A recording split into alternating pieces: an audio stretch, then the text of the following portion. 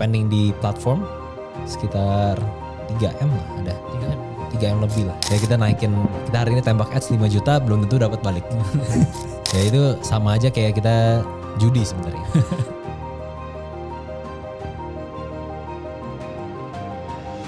Selamat datang di Akademi Jualan. Jadi hari ini kita bakal bahas apa nih bro? Ads lah ya, kita bahas iklan sedikit-sedikit lah, Boleh tipis-tipis. Karena ngomongin jualan gak jauh-jauh dari platform ads pasti. Mungkin kita mulai dari angka-angka gede dulu kali ya. Kayak kalau orang ngomongin ads kan biasanya ngomongin matriks-matriks yang ROAS lah, budget spending lah segala macam. Yang biasanya punya klien. Yeah. Ini kita jalan sendiri ya.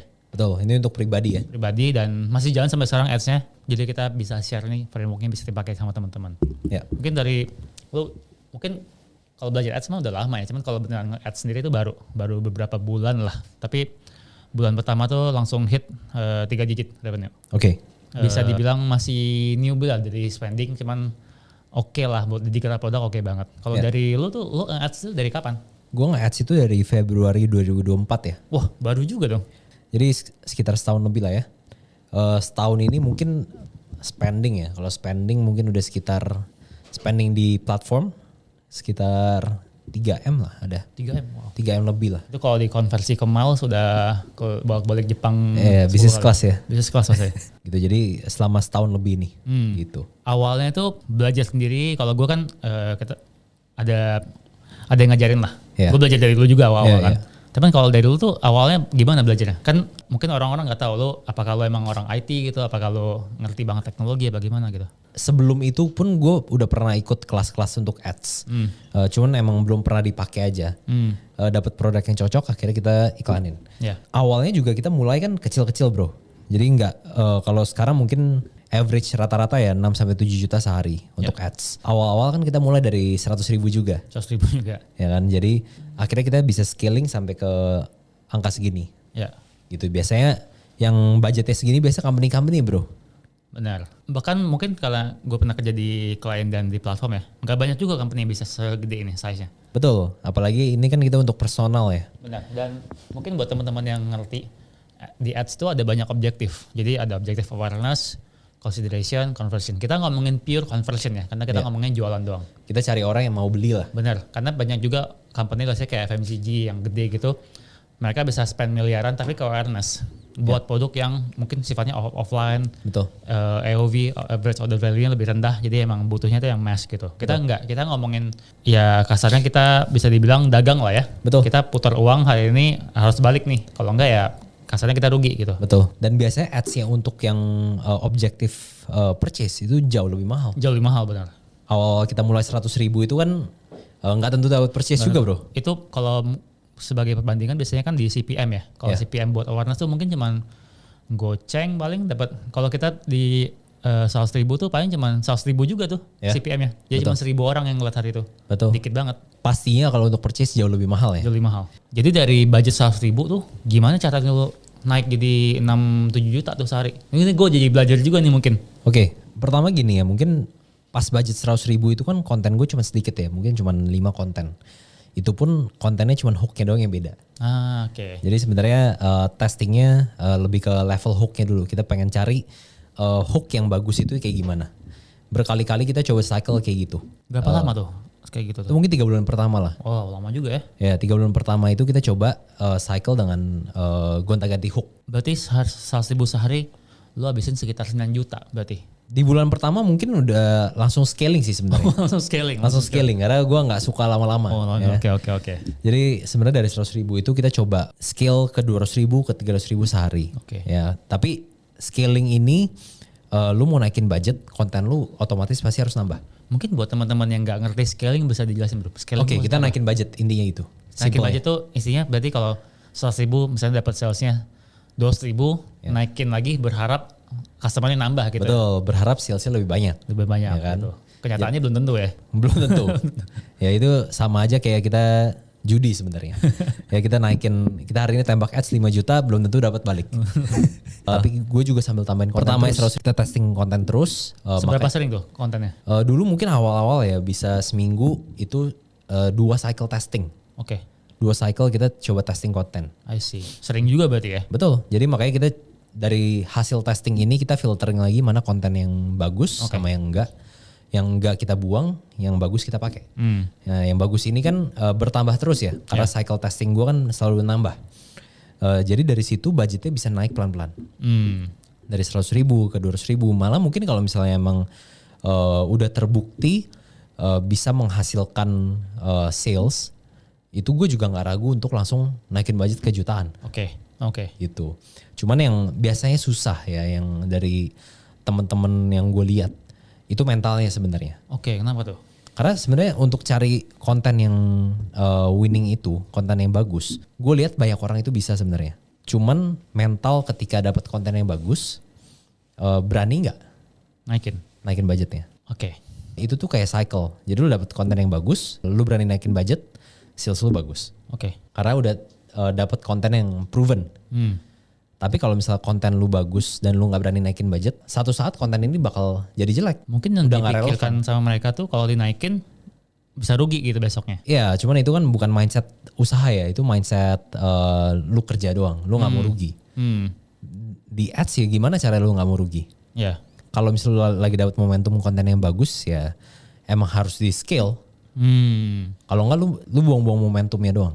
I see. Gitu, karena nanti ketika konten ini udah nggak jadi bagus lagi, tiba-tiba lu nggak dapet konten yang bagus lagi ke depannya. Oke, berarti konten bisa nggak bagus lagi bro? Bisa nggak bagus lagi karena udah nggak relevan sama marketnya. Oke. Mungkin orang juga udah bosen lihat kontennya. Oke, berarti emang konten tuh ngaruh banget sih. Kalau yang gue jalanin setiap minggu itu pasti ada syuting.